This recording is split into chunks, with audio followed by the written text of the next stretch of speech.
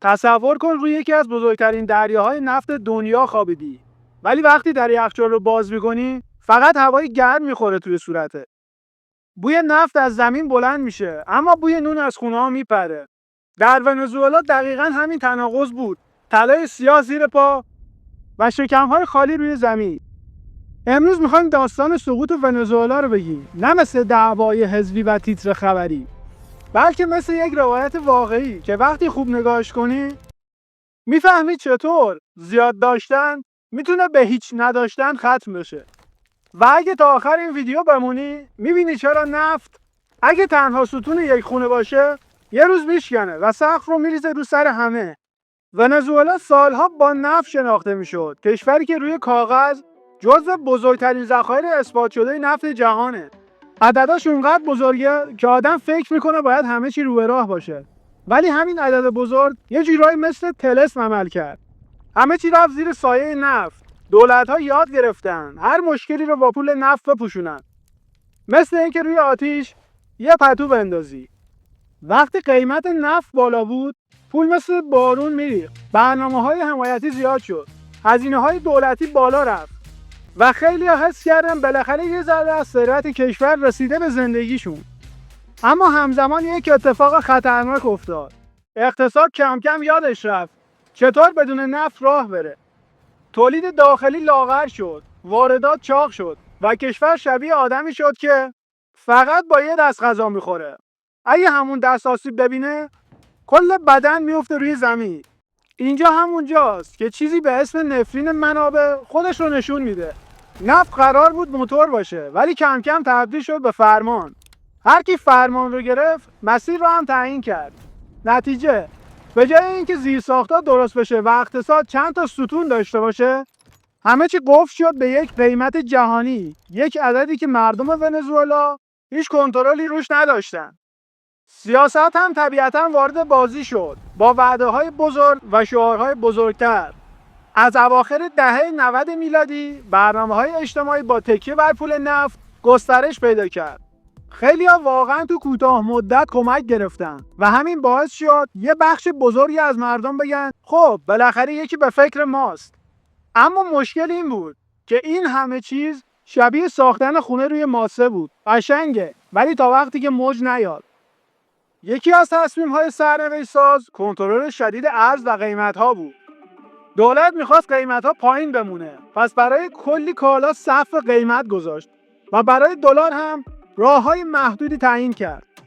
روی کاغذ شاید نیتش حمایت از مردم بود، ولی تو واقعیت وقتی قیمت رو زورکی پایین نگه می‌داری، تولید کننده دیگه نمیتونه خرجش رو در بیاره. نتیجه چی میشه؟ تولید کم، کالا نایاب، صف‌های طولانی و بازارهای سیاه مثل قارچ رشد میکنه. و بدترش اینه وقتی دلار دولتی خیلی ارزونتر از دلار واقعی باشه، یه وسوسه خیلی خفن درست میشه. دلار ارزون بگیر، بعد یا کالا رو گرون بفروش یا خود دلار رو توی بازار آزاد بچرخون. این یعنی رانت، یعنی فساد جا افتاده. این یعنی اقتصادی که به جای رقابت نوآوری روی امضا رابطه میچرخه. کم کم هوش اقتصادی کشور از تولید جدا میشه و میره سمت دور زدن قانون. این جمله رو باید با خط درشت نوشت. وقتی واقعیت رو با دستور عوض میکنی، واقعیت نابود نمیشه، فقط میره زیر زمین. کالاها رفتن زیر زمین، دلار رفت زیر زمین و اقتصاد رسمی شد یک پوسته برای یک اقتصاد پنهان. و معمولا اون کسانی که قرار بود حمایت بشن، یعنی مردم عادی، بیشتر از همه ضربه میخورن. چون آدم پولدار راه فرار داره، ولی آدم معمولی فقط صف داره. اگه تا اینجای داستان حس کردی این فقط داستان ونزوئلا نیست، همین الان یه لایک بزن تا بیشتر دیده بشه. حالا رسیدیم به ضربه اصلی، افت قیمت نفت در میانه سال 2010. وقتی قیمت پایین اومد، اون شیر آب پول کم فشار شد. حالا دولت مونده بود با هزینه‌های سنگین، بدهی و اقتصادی که به واردات محتاج شده بود و یه جیب خالی. معمولا تو این موقعیت کشورها یا اصلاح میکنن و کمربند رو صفر میکنن یا دنبال میانبر میگردن. حالا میانبر ونزوئلا چی بود؟ چاپ پول. یعنی برای حل تشنگی آب رو نقاشی کنی. چاپ پول شاید توی کوتاه مدت عدد حقوق‌ها رو بزرگتر نشون بده، ولی وقتی تولید نیست و کالا کمه، پول اضافی فقط یه کار میکنه. قیمت‌ها رو میترکونه. تورم مثل آتیشه. اول یه کبریت کوچیکه که کسی جدیش نمیگیره. بعد یهو میبینی پرده‌های خونه هم گرفتن و راه خروج رو گم کردی. ونزوئلا وارد دوران ابرتورم شد. عددها اونقدر دیوانه‌وار بالا رفت که آدم ارتباطش رو با ارزش از دست میده. یه سال میشنوی تورم صدها درصده، سال بعد هزاران درصد، بعد میرسی به عددهایی که نزدیک به میلیون درصد تو یک سال میشه. اینجا دیگه اقتصاد نیست، فروپاشی واقعیته. پول مثل برف میشینه، ولی با اولین نفس بازار آب میشه. حالا این صحنه رو تصور کن. میری سوپرمارکت، قفس‌ها یا خالی هن یا یه جورایی نمایشی چیده شدن. 2 تا بطری روغن هست، 3 تا بسته ماکارونی و یه نفر پشت سر دارو میگه اگه پول نقد داری یه راه دیگه هم هست. یعنی همون لحظه میفهمی اقتصاد رسمی شکست خورده و اقتصاد پنهان داره نفس میکشه. زندگی میشه شکار کردن چیزهای ساده مثل دارو، شیر خشک و نون. برای اینکه بفهمی زندگی توی ابرتورم یعنی چی، یه مثال ساده میزنم.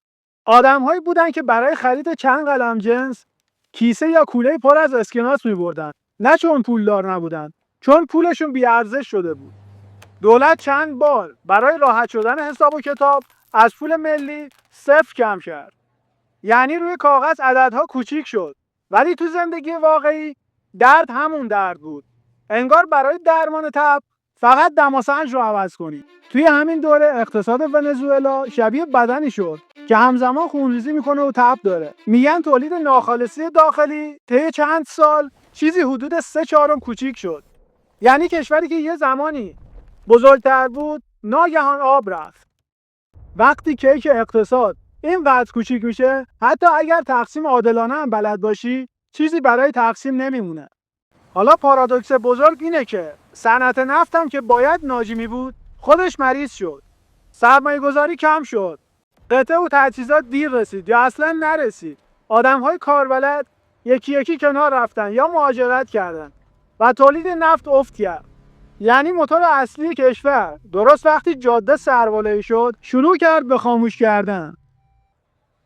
حالا یه طنز تلخ‌تر، بنزین تو کشوری که روی نفت خوابیده شد صف و سهمیه و تأخیر. شهرهای کنار پالایشگاه و چاه نفت صحنه‌هایی ساختن که آدم باورش نمیشه. مردم سرزمین نفت ساعتها برای چند لیتر سوخت وای میستن. اینجا دیگه مشکل فقط پول نبود، مشکل توان اداره کردن بود. کم بود فقط سوخت نبود، دارو کم شد، غذا کم شد، برق رفت و بیمارستان ها نفس کم آوردن. و خانواده ها هر روز کوچیک‌تر شدن، چون یکی رفت، بعد یکی دیگه و بعد یکی دیگه. مهاجرت مثل خونریزی آرومه، نه با یه زخم بزرگ، بلکه با هزار خراش. امروز وقتی از بحران ونزوئلا حرف میزنیم، داریم از میلیون ها انسانی حرف میزنیم که بیرون از مرزها دنبال یک زندگی معمولی هن. اینجا اوج تراژدیه. وقتی مغزها و بازوها میرن، کشور فقط پول از دست نمیده، امید از دست میده. مادرها پشت تلفن گریه میکنن، پدرها عکس بچه‌ها رو بغل میکنن و نسل‌ها از هم جدا میشن.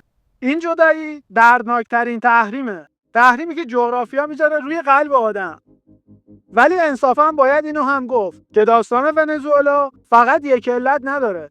بعضیا همه چی رو میندازن گردن تحریم‌ها و بعضیا همه چی رو میندازن گردن سوء مدیریت. واقعیت معمولاً ترکیبی از چند موجه که همزمان میکوبن. وقتی اقتصاد از قبل آسیب پذیره، هر فشار خارجی درد رو چند برابر میکنه. اما ریشه‌ای که توی خاک سوس باشه، با باد هم میفته.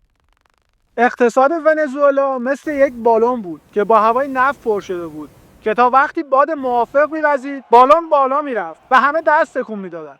ولی کسی با خودش زحمت نداد یه سبد محکم بسازه یا یه طناب ایمن ببنده و یه نقشه برای روزهای بی باد داشته باشه. وقتی باد خوابید، بالون فقط پایین نیومد، بلکه سقوط کرد. با این حال بین این همه تاریکی یه نور کوچیک هست. مردم همیشه یه راهی برای زنده موندن پیدا میکنن. بازارهای محلی، معامله‌های کوچیک، کمک‌های خانوادگی از بیرون و هزاران ترفند برای اینکه یه روز دیگه دووم بیارن. این بقا قشنگه ولی دردناکه که بقا سقف آرزوهات بشه. پس ته این داستان چیه؟ اینکه منابع طبیعی اگه به نهادهای قوی و اقتصاد متنوع وصل نشه میتونه مثل قند زیاد بشه که یه لحظه انرژی میده بعد بدن رو میریزه. و وقتی دولت‌ها واقعیت اقتصادی رو انکار میکنن واقعیت از پنجره میاد تو. و اینکه سقوط بیشتر از اینکه حادثه باشه فرایند یه سری تصمیم بده که هر کدوم شاید کوچیک باشه ولی جمعشون یه فاجعه درست میکنه. و مهمتر از همه هیچ کشوری با عدد بزرگ منابع امن نمیشه، با تصمیم درست و نهاد درست امن میشه. اگه بخوام ونزوئلا رو توی تصویر جمع کنم میگم یه سفره با لکه‌های نفت هست ولی نون نیست. و وقتی این تصویر رو میبینی نفت دیگه برات فقط یک عدد توی خبرها نیست، یک هشدار جدیه. اگه این ویدیو چیزی بهت اضافه کرد همین الان سابسکرایب کن تا قسمت‌های بعدی رو از دست ندی و توی کامنت ها بنویس به نظرت اولین دومینو در سقوط ونزوئلا چی بود؟ وابستگی به نفت، کنترل قیمت‌ها، چاپ پول، فساد یا یه چیز دیگه که کمتر دیده شده؟